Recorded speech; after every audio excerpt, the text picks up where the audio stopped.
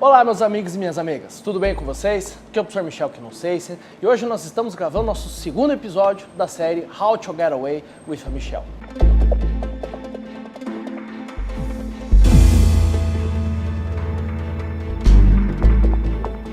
Nesse nosso episódio, nós vamos tratar aqui de duas situações muito interessantes que ocorreram durante a série. Vamos começar com o episódio de número 3 da série How to Get Away with a Murder. Nessa série, nós temos uma senhora que ela é presa em flagrante praticando relações sexuais em um local público. Em primeiro lugar, quando essa mulher é presa em flagrante, se fosse no Brasil e o flagrante é legal, qual a medida poderia ser adotada? A medida a ser adotada seria o caso aqui, a liberdade provisória confiança. Uma vez que ela é presa em flagrante, o flagrante é legal, não havendo requisitos para prisão preventiva, deve ser concedida a liberdade provisória confiança. O grande detalhe é o seguinte, a infração penal, ela tem pena de até 4 anos, nós podemos falar na fiança sendo fixada pela autoridade policial. Caso contrário, a infração penal tenha uma pena superior a 4 anos, nós vamos ter então a fiança fixada pela autoridade judicial.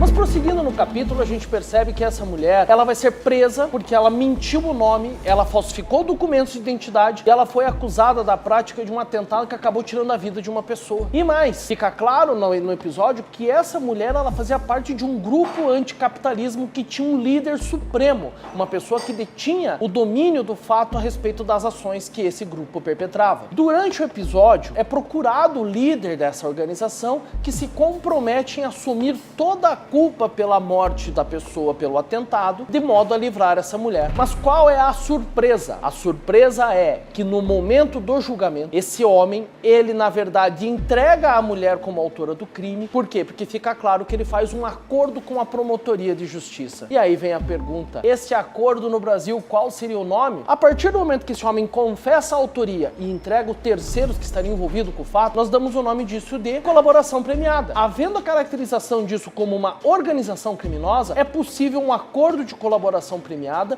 e o juiz, ao final do processo, a depender do grau de relevância da colaboração, ele poderá até mesmo isentar o agente de pena. Caso a colaboração não seja tão importante assim, nós teremos também a possibilidade de redução de pena, conforme o artigo 4º da Lei de Organizações Criminosas aqui do Brasil. É importante ressaltar também que o acordo de colaboração premiada, ele pode ser feito durante a investigação, ele pode ser feito durante a ação penal ou mesmo depois de uma condenação, mas atenção, após a condenação, esse acordo de colaboração premiada vai levar apenas à redução de pena.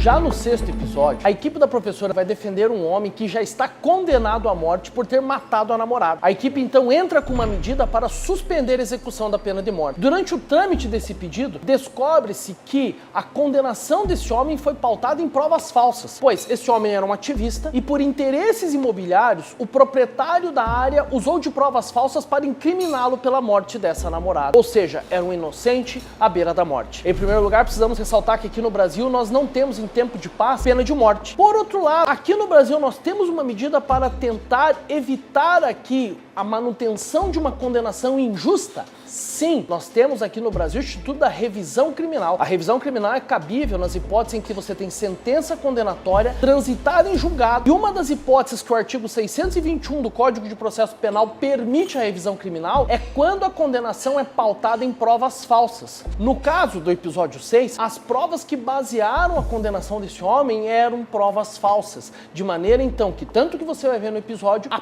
Corte Suprema do Estado onde esse homem foi condenado acabou impedindo a execução da pena de morte. Se fosse no Brasil, na revisão criminal, isso significaria que, se esse homem tivesse sido condenado no Brasil com provas falsas, ele seria absolvido pelo tribunal, apesar de você já ter aqui uma condenação anterior com trânsito em julgado. Portanto, nesse caso, revisão criminal seria o comparativo que nós temos com esse episódio.